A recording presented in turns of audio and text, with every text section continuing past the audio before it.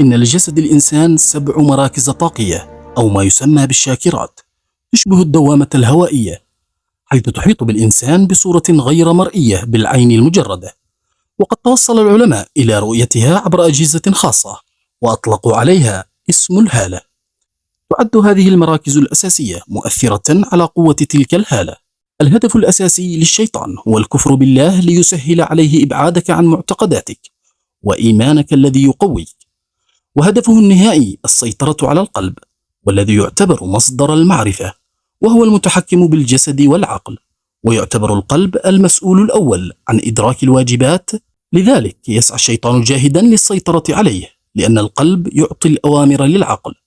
يبدأ وسوسته في الصدر بوابة القلب، وليس في العقل كما يعتقد البعض، مما يجعل الإنسان كالبهيمة يقاد بسلسلة ولجام يحركه يمينا ويسارا كما يشاء. ولهذا قال رسولنا الكريم صلى الله عليه وسلم: إن الشيطان واضع خرطومه على قلب ابن آدم، فإن هو ذكر الله تعالى خنس، وإن نسي الله التقم قلبه. ولكن كيف يتمكن من الدخول إلى الإنسان؟ ما هي مداخل الشيطان؟ ما وجه الاختلاف بين تلك المداخل؟ وأخيرا، كيف يتمكن من اختراقنا عبر تلك المداخل؟ هذا ما سنتحدث عنه في سياق حلقتنا اليوم. لا تنسوا قبل البدء أصدقائنا الإعجاب بالفيديو والاشتراك في القناة. يجب أن تعرفوا أن للإنسان هالة ناتجة عن المجالات الكهرومغناطيسية، وهي تحتوي على كل شيء من رغبات وميول وحتى ذنوب وغيرها. بهذه الهالة يستطيع الشيطان رؤية تردد أفكارنا ومشاعرنا، وبالتالي يمكنه بسهولة معرفة نقاط ضعفنا واستغلالها لصالحه، حيث أن الهالة هي الحاجز الذي وضعه الله لحماية خصوصية الإنسان وحمايته بشكل عام من أي تأثيرات روحانية. لذلك يقوم الشيطان بقراءة الأفكار المرتبطة بكل مدخل من المداخل ال7، ويعمل وفقا لخريطته الخاصة للدخول عبر تلك الشاكرات. يبدأ بملاحظة المركز الأول، وهو الجذر المرتبط بالأرض. وظيفة هذا المركز هي التواصل بين جسد الإنسان والطاقة المستمدة من الأرض، مما يؤثر على الشعور بالأمان والخوف والغرائز كالأكل والشرب والنوم. وهو مرتبط بالجذور، أي بالعائلة والأبناء. فإذا كان في هذا المركز ركس شيطاني يؤدي إلى خلل عائلي، إما بحب زائد أو كراهية مفرطة. إذا علم الشيطان بوجود عدم توازن داخلي بهذا المركز، مثل الارتباط المرضي بالأهل والأبناء أو الأرض أو الشعور العكسي، يأخذ خطواته الأولى لعمل اضطراب بها، حيث يقوم بإلهائك عن هدفك الذي خلقت من أجله بأشياء مادية أرضية، كما يقوم بالنزغ، وهو ما يقوم به الشيطان للتفريق بين الناس. يعتبر هذا المركز من أسهل المراكز التي يمكن للشيطان السيطرة عليها، لأنه الأقل في الوعي. ولكن إذا لم يجد بهذا المدخل سبيلا، يذهب إلى مدخل آخر أعلى منه، وهو مركز الحوض، المسؤول عن الغرائز التناسلية والإبداع والحيوية والثقة بالنفس. يمكن أن يسبب رجس الشيطان بهذا المركز، إما بجعل الشخص شهوانيا أو مدمنا أو بلا شغف للحياة. فهو المركز المسؤول عن الاحتياجات الأساسية لتقييم الإنسان لنفسه وبناء الصداقات والشعور بالأعباء والهموم. يدور الشيطان حول هذا المركز، وإذا وجد في الإنسان أمراضا شهوانية أو حبا للإدمان، يأخذ خطواته ليجمل لك ما تحب. وإذا لم يجد، يذهب لمدخل آخر، وهو مدخل النفس أو الذات السفلى، المرتبط بالأمان الأرضية والشهوات والأنا. في هذا المركز يكون الشخص إما مستبدا ومتكبرا وعنيدا، أو متقمصا لدور الضحية دائما. يأخذ الشيطان خطواته فيحلل لهم أفعالهم بزخرفها بباطل مموه، ثم يذهب الشيطان إلى المدخل الأهم بالنسبة له، وهو القلب، منطقة الخير والحب والعطاء والسعادة، حيث المشاعر بصفة عامة كالحزن والتحسر على الذات وعدم اليقين بالله سبحانه.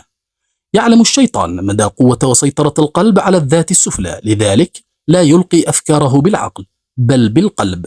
ثم يذهب إلى المدخل الخامس، وهو ما يسمى عند البعض بشاكر الحلق، مكان إخراج الكلام والتعبير عن الذات.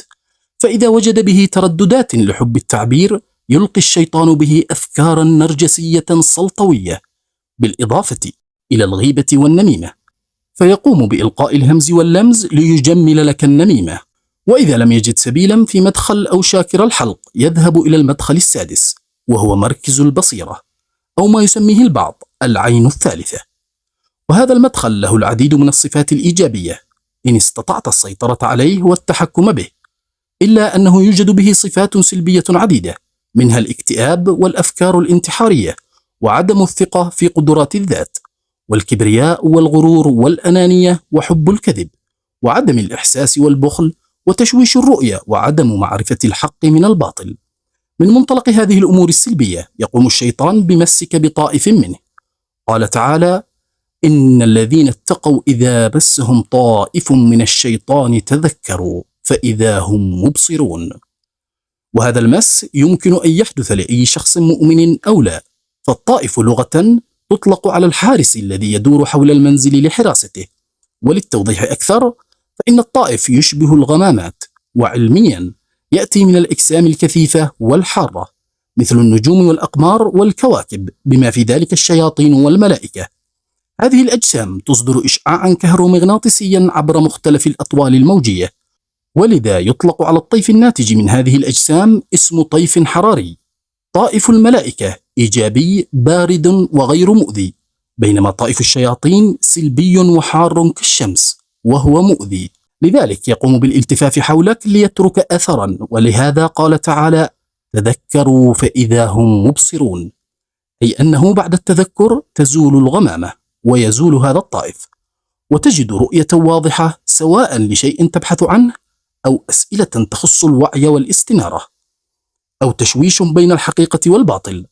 ثم يأتي آخر مدخل الذي يعتبر من المستحيل اختراقه، وهو مركز التاج أو شاكر التاج كما يسميها البعض، حيث لا يمكن للشياطين الاقتراب من هذا المركز أبدا، لأنه محكم الإغلاق، إذ هو مدخل العالم الروحاني والصلة بين العبد وربه. هذا المركز هو الأكثر ارتباطا بالله عز وجل، وهو بوابة التلقي لنور الله، ومنه يستمد الإنسان طاقته النورانية والإيمانية من الخالق عز وجل مباشرة، فلا يستطيع الشيطان الدخول من هذا المركز الطاقي ولا يتحكم به، حيث قال تعالى في سورة الأعراف: قال فبما أغويتني لأقعدن لهم صراطك المستقيم ثم لآتينهم من بين أيديهم ومن خلفهم وعن أيمانهم وعن شمائلهم ولا تجد أكثرهم شاكرين. صدق الله العظيم. فليس للشيطان القدرة على أن يأتي من مركز التاج، وفي هذا المركز أو الشاكرة يكمن الشوق للقرب من الخالق والتفاني في الإخلاص ونشر السلام وإبراز الجمال الإلهي.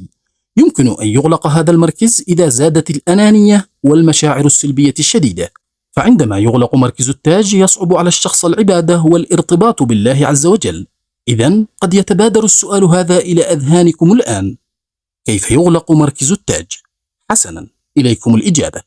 خطة الشيطان هي الدخول من المراكز الستة الأخرى والسيطرة عليها لإغلاق مركز التاج، لأنه بمجرد نشاط شاكرة أو مركز التاج فإنه يعالج ويعيد التوازن لجميع المراكز الأخرى. ولكل شاكرة أو مركز طاقي أو مدخل سميه ما شئت على حسب تدرجات وعيك، لكل منها ميزات عديدة وإيجابيات كثيرة لا يسعني سردها لكم في هذه الحلقة. وطرق تفعيل تلك المراكز عديدة وكثيرة، ولكن أهمها والسر الذي لن يخبرك أحدا به هو أن تتجنب وتترك السلبيات المتعلقة والخاصة بهذه المداخل الطاقية قبل حتى أن تبحث عن طرق تفعيلها.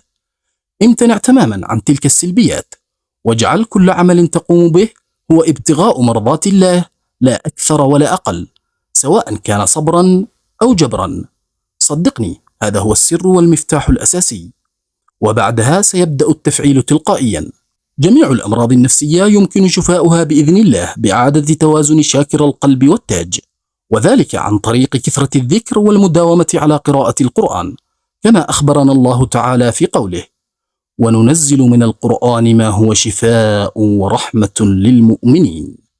وأخيرا، يجب أن تعلم أن الشيطان يؤذي عن طريق نوعين من الرجس: إما موجات صوتية كالوسواس والهمز واللمز والنفث، أو إشعاع كهرومغناطيسي عن طريق الحسد والسحر والعين أو المس، الذي يحدث للمؤمن لتشويشه واضطرابه.